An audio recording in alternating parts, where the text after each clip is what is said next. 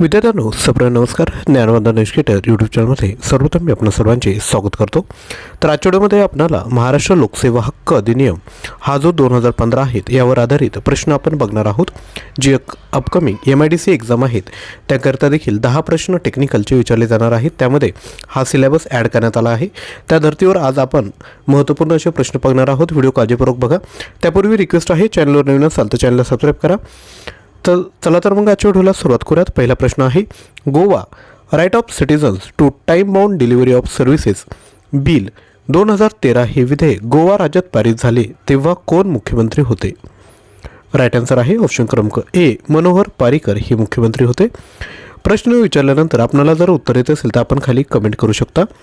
त्यानंतर next question क्रमांक 2, भारतातील राज्यांच्या मुख्यमंत्र्यांच्या डॅडॅच झालेल्या परिषदेत परिणामकारक व जबाबदार शासनाचा कृती आराखडा तयार करण्यात आला होता.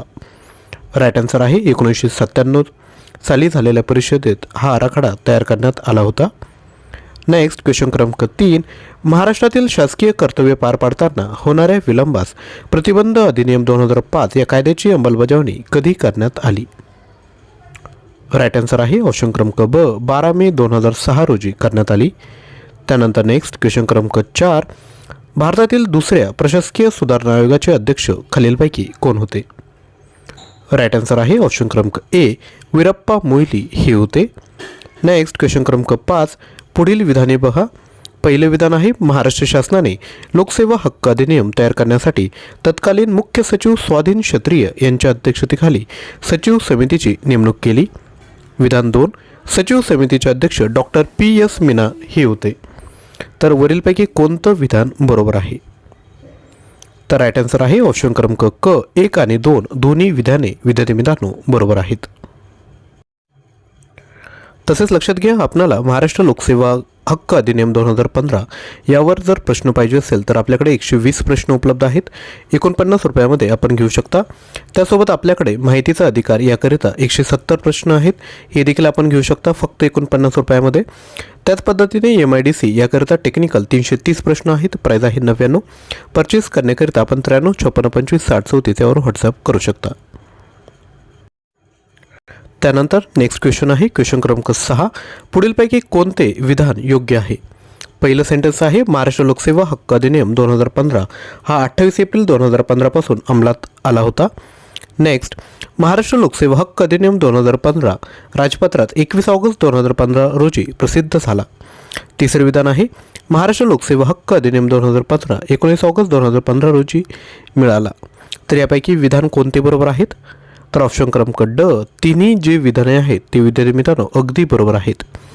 त्यानंतर नेक्स्ट क्वेश्चन क्रमांक 7, महाराष्ट्र राज्यात पात्र व्यक्तींच्या पारदर्शक कार्यक्षमता समयोचित लोकसेवा देण्याकरिता आणि तत्संबंधित बाबीकरिता तरतूद करण्यासाठी अधिनियम खालीलपैकी कोणत्या नावाने ओळखला जातो?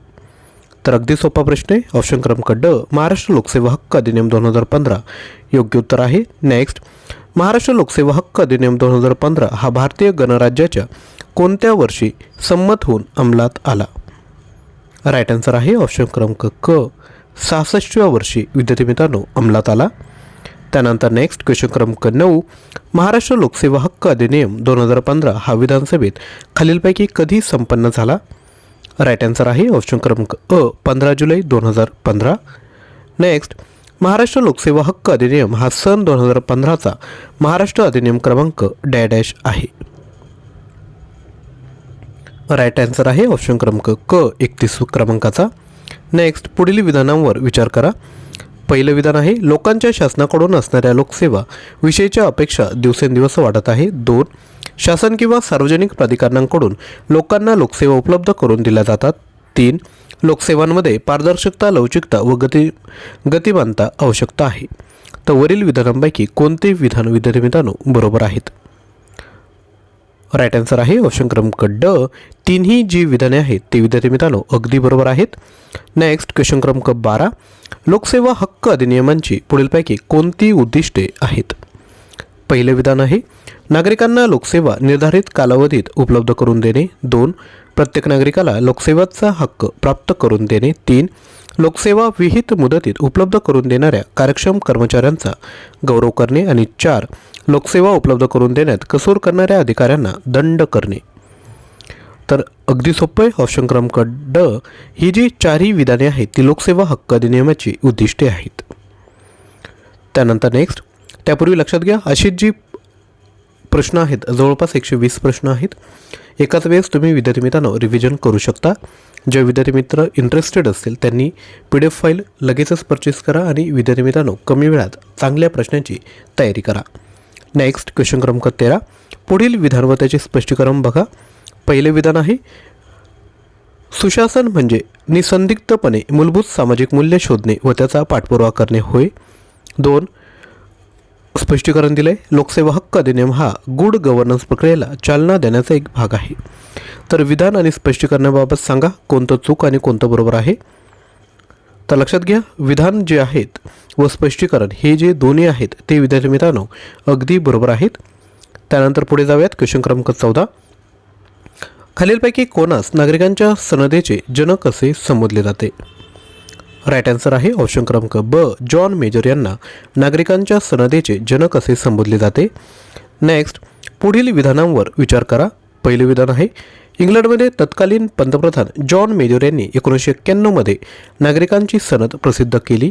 दुसरं विधान आहे नागरिकांना लोकसेवा परिणामकारक, जबाबदार व पारदर्शकपणे मिळाव्यात या उद्देशाने जॉन मेजर यांची नागरिकांची सनद सर्व विभागांना लागू केली होती. वरीलपैकी कोणते विधान बरोबर आहेत. तर लक्षात घ्या ही जी दोन्ही विधाने आहेत ती अगदी बरोबर आहेत. तसेच विद्यार्थी मित्रांनो आपणाला सामान्य ज्ञान याकरिता क्वालिटी असे 4000+ प्रश्न पाहिजे असेल तर आपण परचेस करू शकता. प्राईज आहे फक्त 99. परचेस करण्याकरिता आपण 93 56 25 60 34 यावर व्हॉट्सअप करा. आजचा व्हिडिओ जर आवडला असेल तर लाईक करा, शेअर करा आणि चॅनलवर नवीन असाल तर चॅनल सबस्क्राईब करा. थँक्यू.